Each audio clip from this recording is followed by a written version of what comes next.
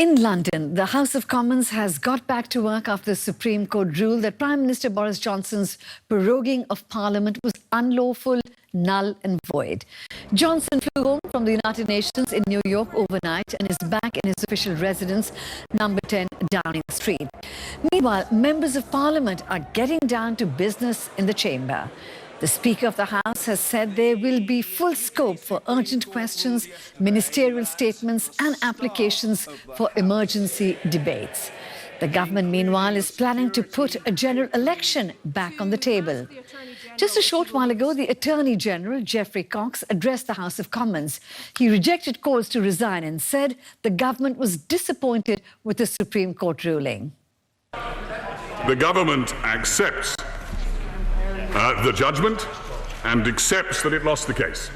And at all times, the government acted in good faith and in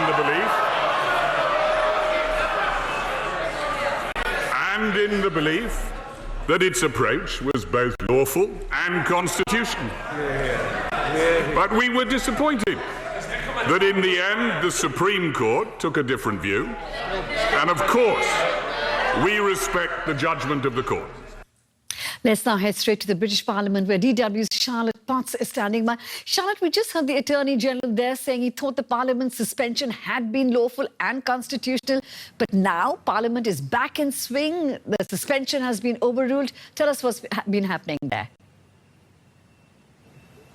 Well, it's quite a stretch from the government, considering that the Supreme Court, so the highest court in the country, said that the government acted unlawful there. But the government insists they were on the right side here, that they act lawfully. Very interesting. We are witnessing a very lively debate at the moment in Parliament, heated we can call it. The first day that Parliament is sitting here again after the prorogation, and we've seen insults there from MPs to the government, towards the government, from the government ministers towards the MPs, so very heated there.